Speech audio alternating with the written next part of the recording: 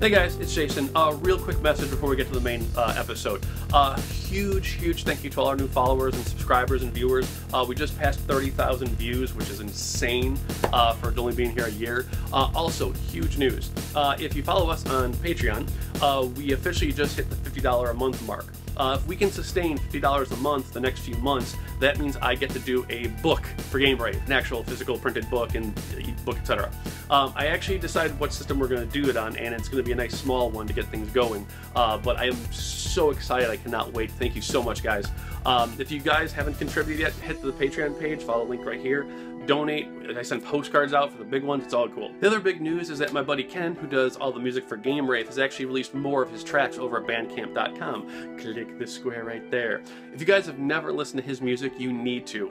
You've actually been listening to it for the last year and a half with our intro and outro clips. He just is a great musician, does all his own stuff. I actually have about 60 tracks worth of his stuff, and it's amazing. In fact, it's probably one of my most played CDs on iTunes. Go over there and support him after you watch my video. Listen to his stuff, donate, buy stuff. It's amazing. You won't regret it. Promise. That being said, guys, let's get to pause mode.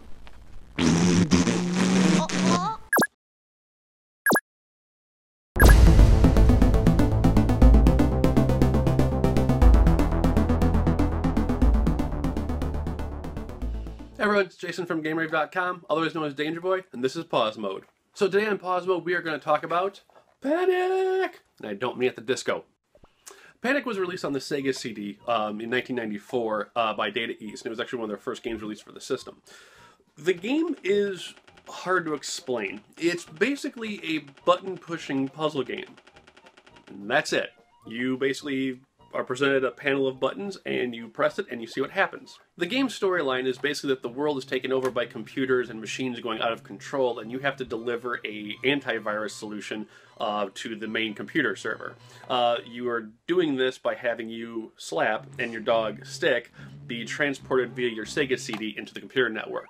Now, the fact that your TV is technically connected to a whole bunch of different areas and sequences that it could never possibly be, or even remotely possible at the time that the game was made, just adds to the hijinks of the game.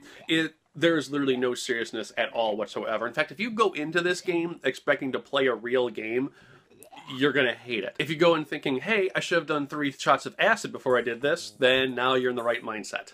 So you and Slapstick are basically pressing buttons on each screen, trying to figure out what to do. Now, each button is different, or I should say each button panel is different for which scene you're in.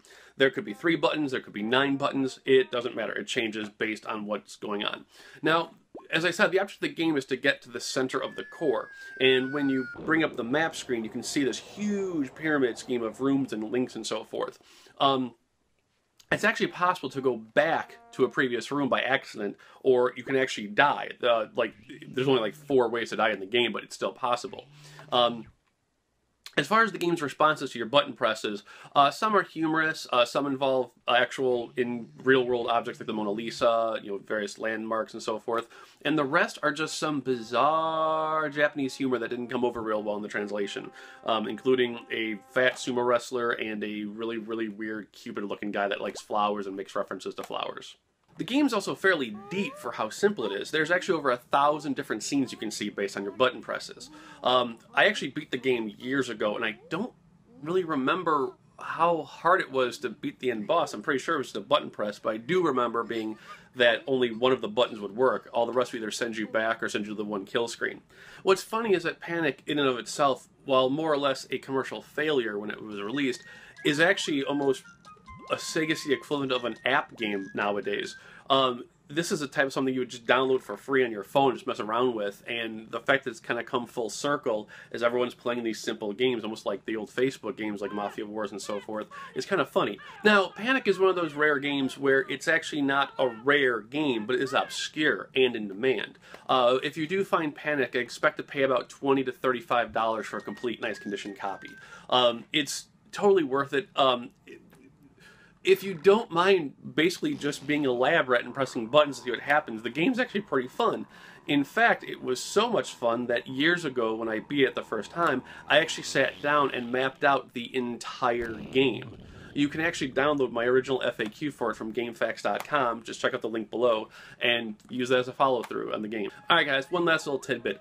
If you search for the game online, Wikipedia actually has a mistake about the game, and it says that it requires you to use the Sega CD mouse. That is completely wrong. You can play with the controller just fine. You use the D-pad to move around and the A button to press your buttons. That being said, guys, we'll talk to you next week. See you on GameRaveTV. Take care.